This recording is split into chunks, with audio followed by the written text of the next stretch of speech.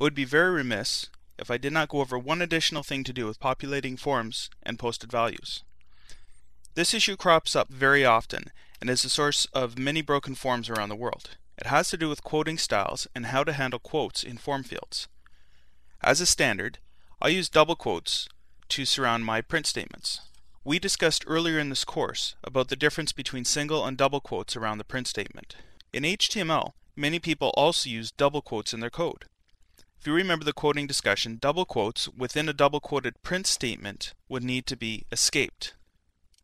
So if we were to take our form and change our action to double quotes, we'd need to escape those so that the print statement didn't break. To avoid a lot of escaping, I use single quotes throughout my HTML code. That brings up a small issue when it comes to forms though. So let's see what happens when I entered a quoted name into our form, say D'Souza, and submit that. When I get the error page, the name seems to be cut off. Single quote and the Souza has disappeared. So why is that? Well, this is where quotes can be quite a pain in the butt. Let's view the source of this page. You can see in the code here, the full value is actually there. So why is it cut off? Well, let's look closer. See the opening single quote of the value argument for the text field? Right there. Then look at the single quote in the name. Yes, that's right. The browser interprets that second single quote as a closing quote for the value field. The rest of this, it then tries to just interpret, which means nothing in an input type equals text, so it just ignores it. So what can we do about this? Well, there is a function called HTML entities that can help us out here.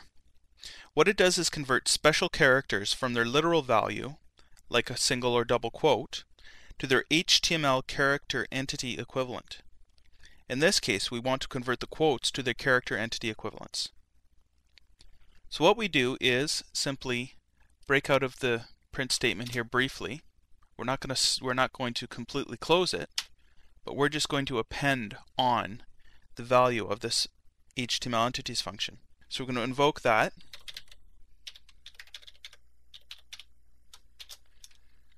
The first argument is what we want converted.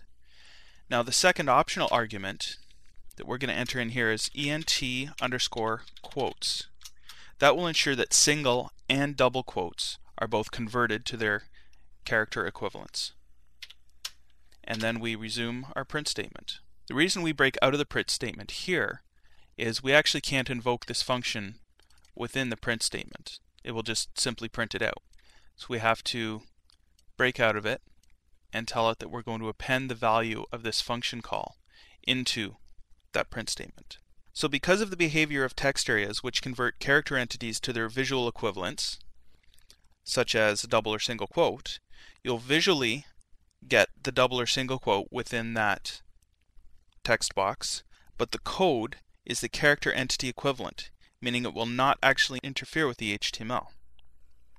So we only have to do this for text boxes. Text areas and other form elements will not suffer from this problem. So let's correct all of these, and then we'll run the same form again with single quote.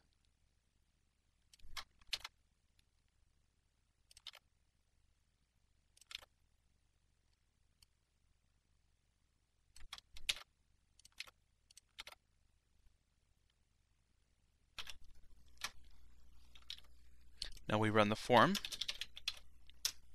and there we go. You can see we have the whole name showing. And if we take a look at the source code, you can see here that it's converted the single quote to its character entity equivalent.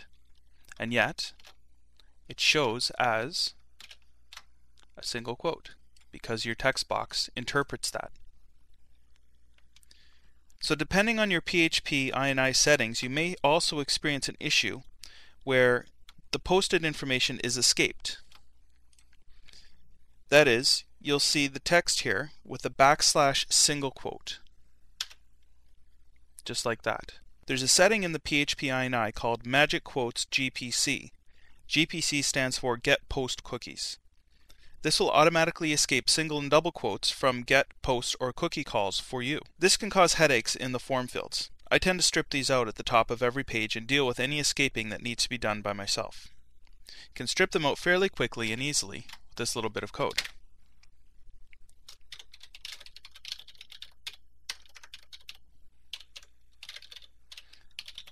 It's the strip slashes function.